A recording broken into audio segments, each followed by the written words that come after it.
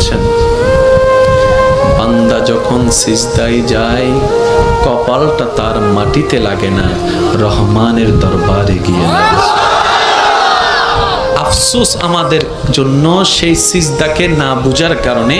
আপনাদের মসজিদেও হয়তো অনেকবার আপনারা লক্ষ্য করেছেন, রুকুতে না হয় সিজদাতে না হয় বৈঠকে ইমাম যদি কোনো রকম একটু দেরি করে, 5-10 সেকেন্ড যদি একটু সালাম ফিরাতে দেরি করে কিংবা উঠতে দেরি করে, পিছন থেকে একটা কাশি নামক মিসকল চলে আসে।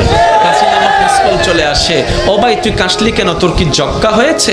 বলে যে না, ঠান্ডা লেগেছে। না তো কাশলি কেন?